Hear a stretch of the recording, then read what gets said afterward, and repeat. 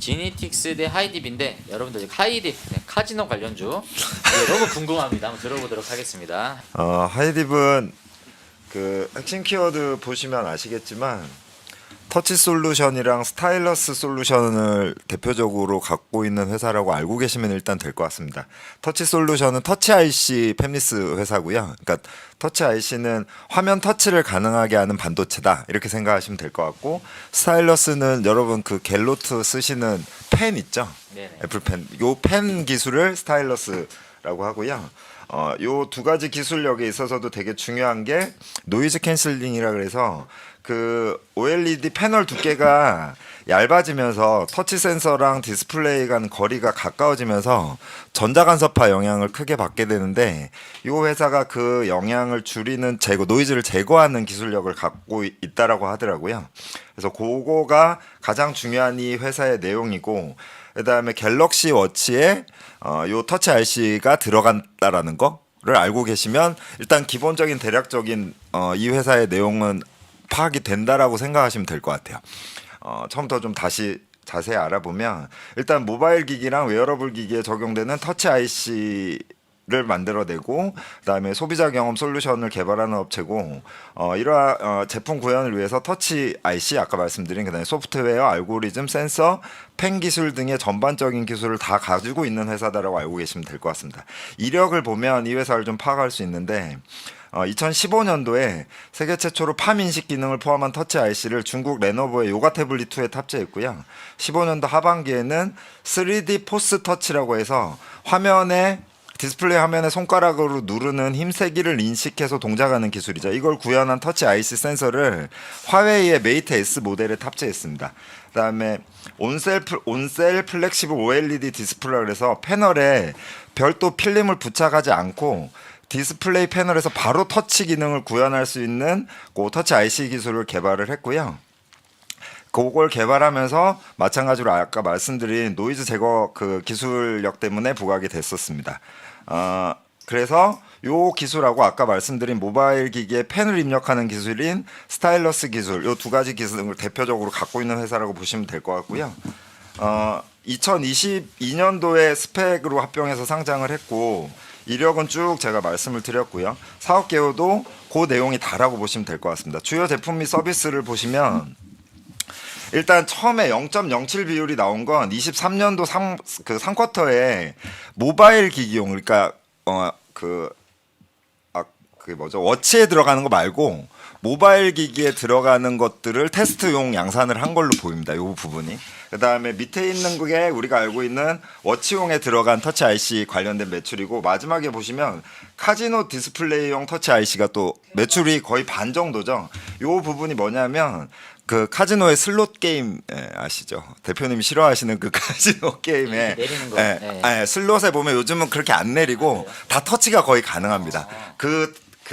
거기서도 노이즈 제거가 중요한 이유가 뭐 전자기기나 아니면 금속류를 많이 둘 수 있잖아요. 그거 하면서. 그러니까 그 간섭파를 또 제거해야 되기 때문에 요 노이즈 제거 기술이 중요하고, 그 부분에 대한 매출이 거의 반 이상 또 들어가 있습니다. 그래서 스마트워치에 대한 매출 하나, 그다음에 카지노양 매출이 가장 큰 회사다 이렇게 생각하시면 될 것 같고, 차트를 보시면 좀 괴랄하고요.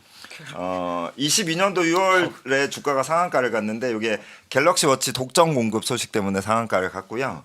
그 이후에 23년 2월부터 4월까지 뚝 상승을 했는데 뭐 큰 기사가 없습니다. 기사를 제가 그때 나왔던 기사를 쭉 열거는 해놨는데 한번 보시면 될 것 같고, 재무 안 좋고요. 그다음에 요 회사 재미있었던 건 그 23년도인가 22년도에 그 정부에서 글로벌 스타팹리스 20개사 그 육성 기사가 있는데, 이 상장된 회사는 10개인데 20개 회사 중에 우리가 알고 있는 되게 좋은 회사들이 많이 있습니다. 그러네요. 익숙한 회사들. 특히나 최근 뭐 작년 올해 상당히 크게 상승한 회사들이 거의 대부분 포진돼 있고, 여기 어버브 제주 칩스. 어버브 제주 칩셋 미디어 뭐 동남아텍 다 있고요. 거기에 이 회사가 들어가 있습니다. 하이딥이 OLED 디스플레이용 반도체 아까 말한 터치 IC 관련돼서 이 회사도 선정이 됐다라는 게 조금은 좀 재미난 뉴스였고요. 나머지 뉴스들은 쭉 보시면 될 것 같습니다. 제가 보기에는 그 스타일러스 기술력 때문에 매출이 늘 것이라는 리포트가 있었는데 사실은 조금 관련이 향후에는 더 없어지지 않을까 하고 펜 기술은 저 개인적으로는 그렇게 생각하고 있습니다. 이상입니다. 네네.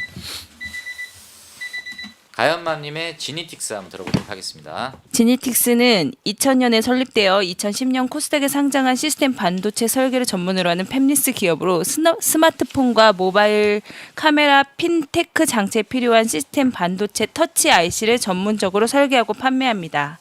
주요 사업으로는 전자기기 대부분 탑재되고 있는 시스템 반도체의 여러 분야 중에서 가장 기본이 되며 핵심인 터치 컨트롤러 IC, 오토포커스 앤 OIS 드라이버 IC, 햅틱 IC, 파인테크 MST IC, 아몰레드 DC-DC IC 등 다양한 반도체 라인업 제품군을 당사의 고유 기술로 보유하고 있으며 현재 웨어러블 디바이스 시장 스마트워치 부분에서 터치 IC 시장 점유율 전 세계 1위의 기업으로 스마트폰의 터치 스크린과 카메라 모듈의 핵심 IC 제조 기술을 보유하고 있습니다.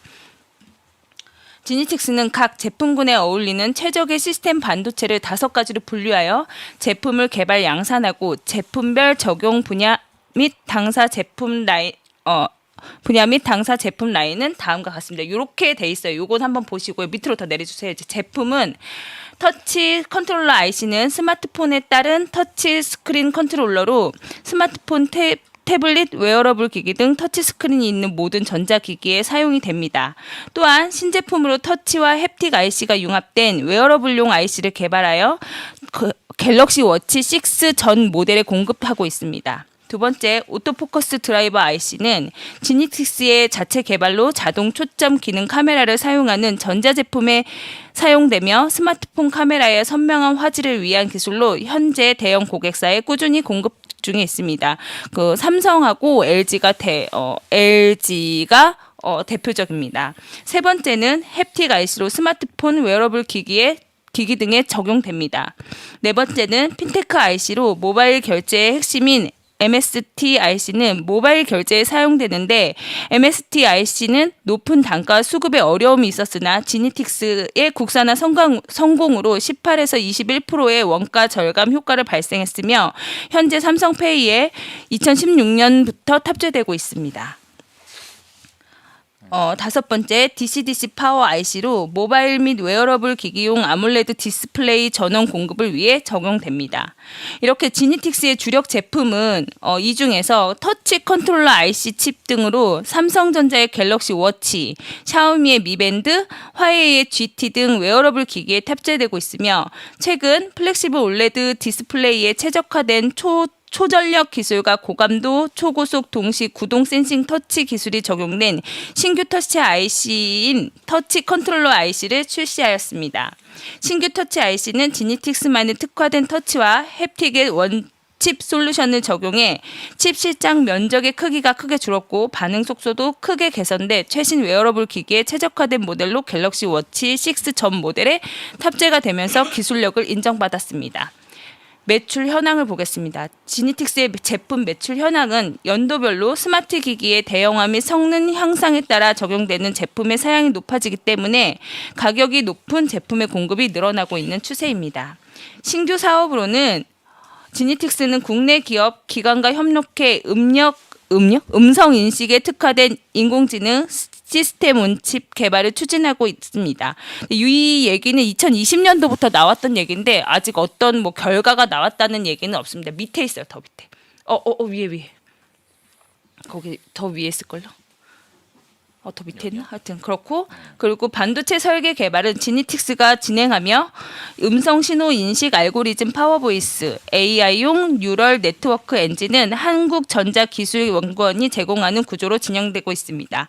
해당 칩은 스마트홈, AI 스피커, 홈 네트워크 패드, 사물 인터넷 디바이스에 적용되는 인베디드 음성 인식 모듈로 확장 개발될 예정입니다. 이 얘기도 22년부터 얘기가 나오고 있는데 그냥 신규 사업으로 요걸 진행하고 있는 거라고 얘기를 하고 있는데 아직 결과물은 안 나오고 있고요. 또 대표는 자동차 쪽을 보고 이렇게 자동차 쪽으로 사업을 확장할 거라는 얘기를 하고 있습니다. 지니틱스의 매출 비중은 수출 비중이 국내 매출에 비해 다소 많은 비중을 차지하고 있습니다.